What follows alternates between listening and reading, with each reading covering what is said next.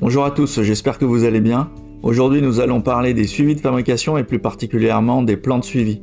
Ces fonctions ont été implémentées depuis quelques versions maintenant et permettent d'effectuer les suivis des ordres de fabrication de façon différente par rapport à la fonction des suivis de fabrication classiques. Allez, c'est parti. Nous voilà donc dans SedgeX3, je suis toujours en version 12, mais pas de panique, les informations que nous allons voir dans cette vidéo sont également viables depuis les versions 5 et 6. Donc pour ceux qui pratiquent la GPAO dans SedgeX3, vous connaissez certainement la fonction suivi de fabrication qui permet de saisir les temps, les matières consommées ainsi que les produits fabriqués pour un OF donné. Cette fonction peut être paramétrée pour saisir chacun de ces éléments à la fois ou de façon séparée. En fonction des cases à cocher que nous pouvons voir ici, le RP se mettra en condition pour recevoir les informations nécessaires. Comme vous le savez, les suivis de fabrication sont mono-OF, il est donc nécessaire de créer un nouveau suivi de fabrication chaque fois que vous avez une déclaration à effectuer. Pour les opérateurs, cela peut être assez lourd et il est vrai que la fonction n'est pas vraiment adaptée à de la saisie en atelier. Ils devront passer un certain temps si jamais ils ont à effectuer une saisie pour plusieurs OF. Nous allons voir qu'il existe un moyen plus rapide et plus simple pour gérer les suivis de fabrication avec une interface plus adaptée. Nous allons donc aller dans le menu principal,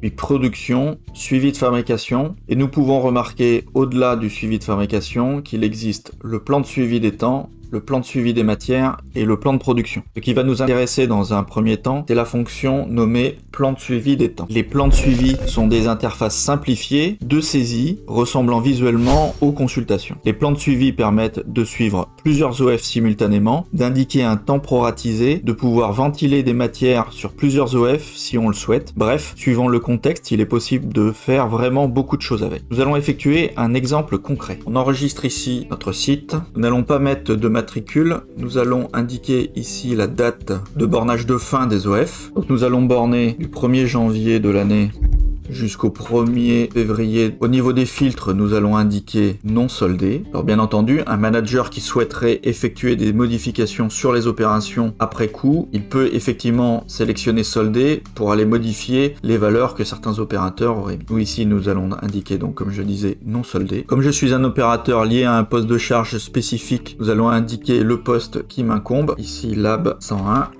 et nous allons cliquer sur recherche.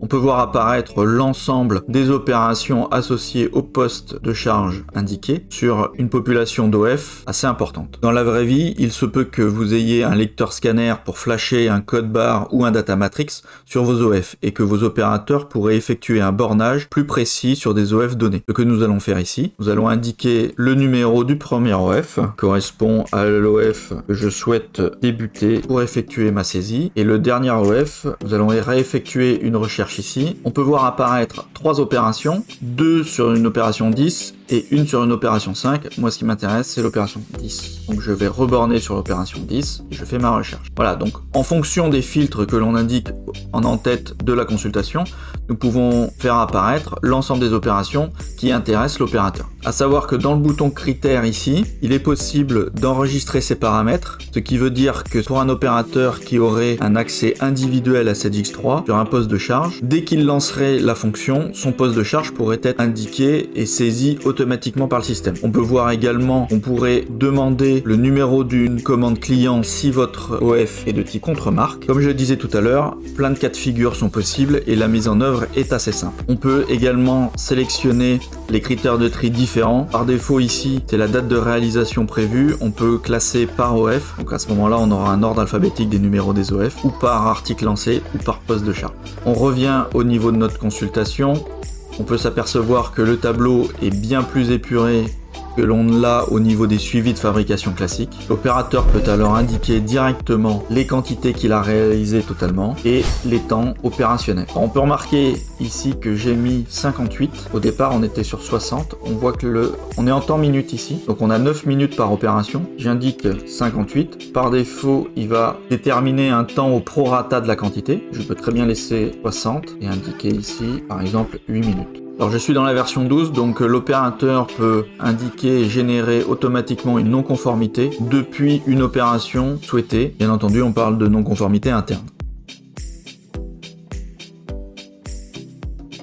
Donc cette zone de solde s'alimente automatiquement en fonction de la quantité produite versus celle attendue, mais elle peut être forcée manuellement, bien entendu. Une fois que l'opérateur a saisi ces quelques zones, il n'a plus qu'à cliquer sur le bouton validation, qui se trouve ici, et le suivi fera de lui-même tous les suivis de fabrication nécessaires, nous le verrons tout à l'heure. Nous allons regarder la zone qui se trouve ici, qui se nomme temps global. Je vais décaler le tableau pour voir apparaître mes quantités réalisées totales et mes temps opératoires réalisés. Nous allons changer en fait le temps global ici et nous allons mettre 9 minutes. Je tabule, je refais une recherche. Alors on peut voir, hein, c'est volontaire, que les quantités de réalisées totales ont totalement explosé ainsi que les temps opératoires. En fait ici je suis en heures, donc je vais basculer en minutes et je vais refaire la recherche. Voilà, on peut s'apercevoir ici que les quantités qui étaient initialement à 60 sont passées à 30. Effectivement j'ai divisé le temps par 2, donc au prorata il estime que les quantités réalisées ont été divisées par 2 et on voit que les temps opératoires réalisés ont également été divisés par 2. Donc bien entendu, si vous aviez qu'un seul et unique OF qui est sélectionné au niveau du tableau, les temps globaux qui ont été mis au niveau de cette zone-là auront été mis sur la seule et unique opération qui aura été sélectionnée. Alors à savoir que le temps qui est indiqué au niveau du temps global, c'est le temps de réglage plus le temps opératoire. Dans le cas d'une proratisation, le système remplira d'abord les temps de réglage et ensuite les temps opératoires. Donc là pour le coup, je vais laisser ma quantité en 30. Il m'a initialisé 4 minutes 50.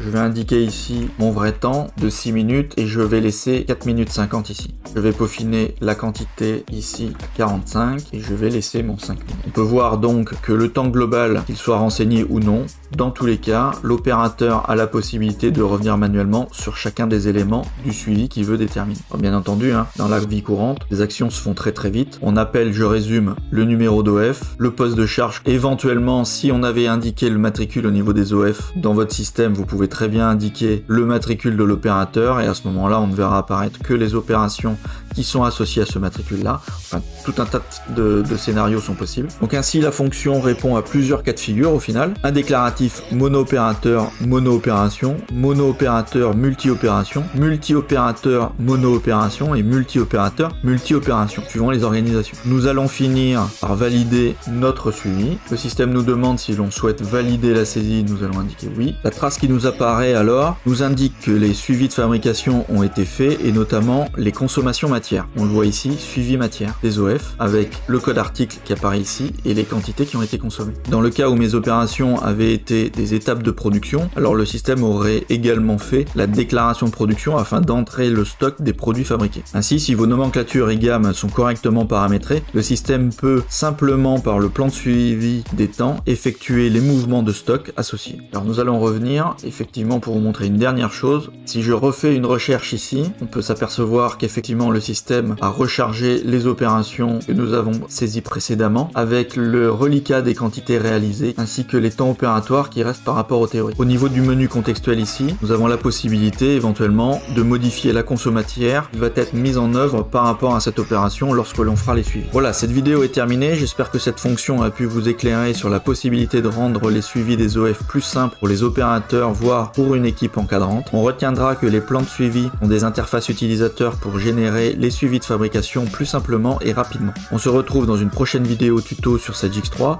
En attendant, n'hésitez pas à me laisser vos commentaires si vous souhaitez que j'aborde certains sujets. Cliquez sur le pouce et de vous abonner. Cela m'aide à continuer ce genre de contenu. Salut YouTube!